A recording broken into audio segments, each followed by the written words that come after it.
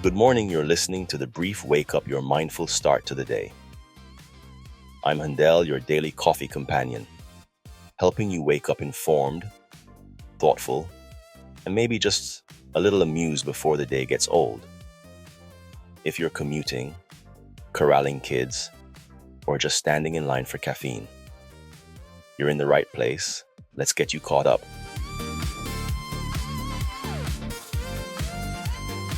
For health this morning, let's talk about Mullein, the fuzzy leaf plant suddenly appearing in teas, tinctures, and increasingly in things people are smoking for lung cleansing.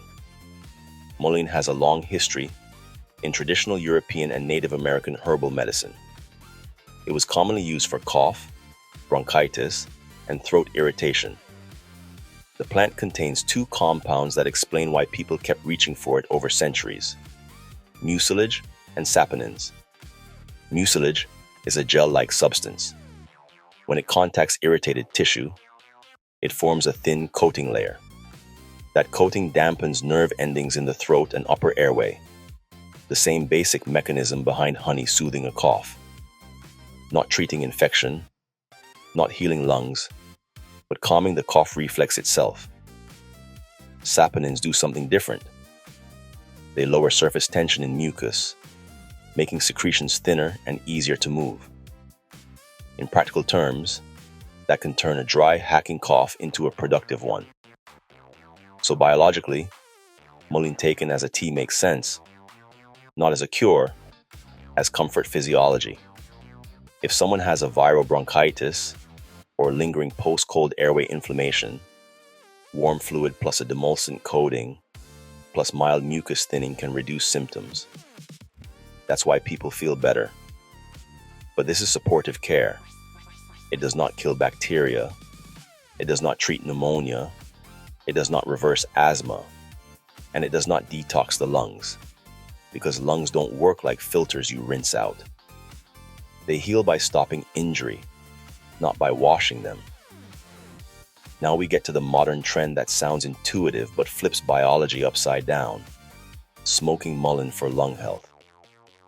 This idea comes from historical ceremonial smoking blends, where the plant was considered gentle compared to tobacco. But gentle smoke is still smoke. Any burned plant produces carbon monoxide, ultrafine particulate matter, and combustion toxins. The airway lining responds the same way, regardless of whether the leaf came from tobacco, cannabis, or an herbal store. It causes inflammation. So why do some people swear it helps them breathe? Because mild airway irritation triggers reflex bronchodilation. Your body opens airways briefly in response to irritation. You feel a deeper inhale and interpret relief. But physiologically, it's a short-term reflex, not healing. It's similar to the sharp inhale after smelling strong vapors. Sensation mistaken for therapy. There is no credible evidence that smoking mullein improves lung function, clears mucus long-term, or repairs respiratory tissue. Mechanistically, it should worsen chronic airway inflammation over time. So the plant itself isn't the problem, the delivery method is. Drinking mullein tea fits respiratory biology: soothe tissue, loosen secretions, reduce cough sensitivity. Burning it contradicts respiratory biology. Heat and particles injure the lining you're trying to protect. Traditional remedies sometimes survive centuries because they help symptoms. But the body still follows physiology, and lungs heal best when they're given rest, not smoke. The news is next. Let's talk about something quietly gaining traction in Canada: regional secession movements.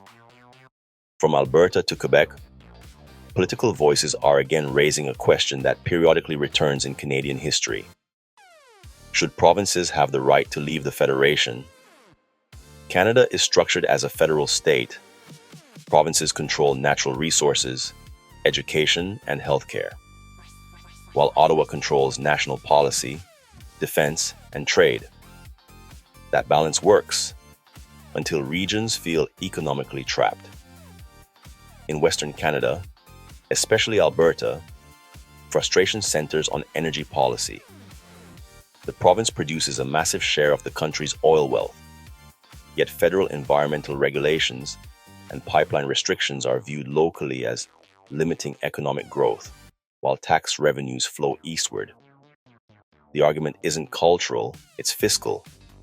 Producers feel governed by voters who don't depend on the industry.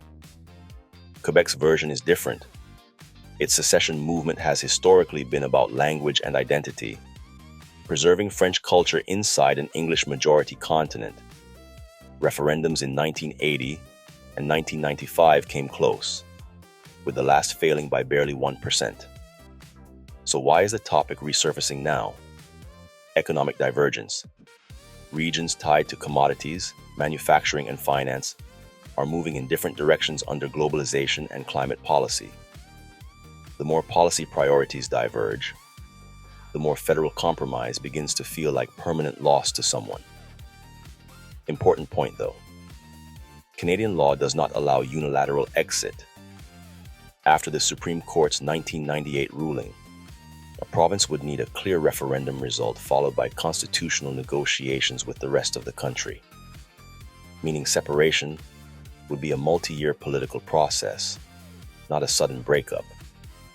Right now, this isn't imminent collapse. It's pressure. Secession movements function less as escape plans and more as leverage, a signal that citizens believe the political contract no longer reflects their economic reality. When federations feel distant, regions don't immediately leave. They renegotiate. And this debate is really about that renegotiation happening in public. The big sip is next. People love the idea of a soulmate, one specific person in the world uniquely meant for you. Not just compatible, but inevitable, romantic, powerful, and biologically unlikely. Human attachment doesn't work like a lock and key.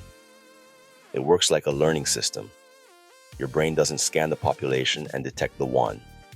It forms emotional bonds through repeated exposure, shared experience, vulnerability, and reward pathways, especially dopamine and oxytocin circuits. In other words, we don't find soulmates, we build them. Neuroscience shows attraction starts with novelty and reward, excitement, uncertainty, intensity. But long-term attachment comes from predictability and safety. Over time, the brain associates one specific person with emotional regulation itself. They become the place stress decreases and baseline stabilizes. That feeling, it has to be them, isn't destiny, it's neural reinforcement. And here's the surprising part. Multiple people in your life could become that person under different circumstances. Timing, emotional readiness, and shared hardship matter more than some perfect matching algorithm of personalities. That's why widowers remarry and love deeply again.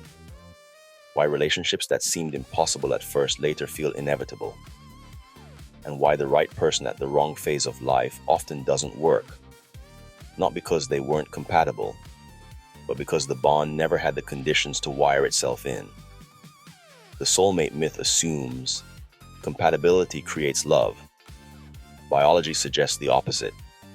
Commitment and shared experience create the feeling of singularity. So the real romantic idea may not be that there's only one person for you, but that humans have the capacity to make one person uniquely irreplaceable. At a given chapter of life, love feels discovered, but neurologically, it's constructed. And that's why it can be both fragile and incredibly strong at the same time. The lighter roast is next. Can age gap relationships actually work? Let's talk about age gaps, one of the few relationship topics where everyone suddenly becomes a mathematician. People see a number and immediately predict the future. But relationships don't run on birthdays. They run on timing. A 10-year gap means almost nothing by itself. 25 and 35, is two completely different people trying to build an identity. 45 and 55 is two people arguing about where to vacation. The real issue isn't age, it's life phase. Every relationship is negotiating a problem. Are we exploring life, building life, or maintaining life? When one person is still figuring out who they are, and the other is figuring out how to optimize who they already became. You don't get partnership, you get mentorship. And mentorship is great for growth, terrible for romance. Now here's the twist people miss. Most assume the younger person has less power.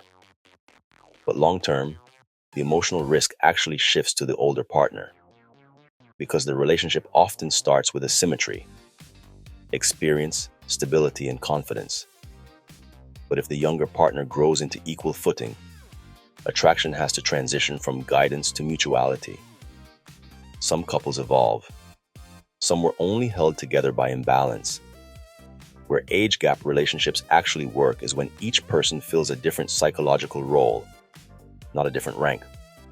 One brings novelty and expansion. The other brings grounding and perspective. Not hierarchy, but a complement. The real stress test isn't age, it's logistics, kids, energy levels, career peaks, retirement timelines, social circles. Love handles feelings. Time handles consequences. If those clocks aren't discussed early, the relationship eventually runs into a future neither person planned for. The couples that succeed, after a while, nobody notices the gap. The couples that fail, the gap becomes the personality of the relationship. Age gaps don't break relationships. Mismatched timelines do. If both people want the same life at the same time, the number barely matters. But if they want different futures, the calendar always wins. Our commemoration is next. February 17th turns out to be a day about how humans relate to power, whether that power is authority, machines, or each other.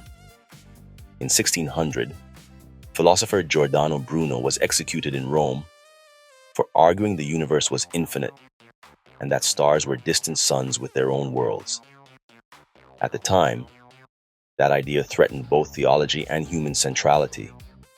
Today it sounds obvious, a reminder that truth often begins as heresy.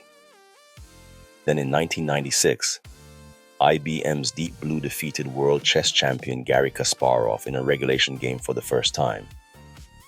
Not the full match yet, but the psychological line was crossed. A machine could outthink a human in a complex intellectual arena. And fittingly, February 17th is also Random Acts of Kindness Day, a modern social experiment showing small voluntary actions can measurably improve mood, trust, and cooperation in communities. So the arc of this date is interesting. We feared ideas, then we feared machines. And now we study how simply being decent to each other changes outcomes. Progress isn't just technological, it's relational. Today's theme was perception versus mechanism. From herbal remedies that comfort but don't cure, to political movements that signal pressure more than breakup. We talked about how humans don't discover destiny so much as construct it. In love, in societies, and even in the fears we project onto machines. And maybe progress isn't just learning how the world works, but learning how much of meaning comes from what we build together. This is Dr. Robinson for the Brief Wake Up. Be kind, calm, and curious. We will catch you next time.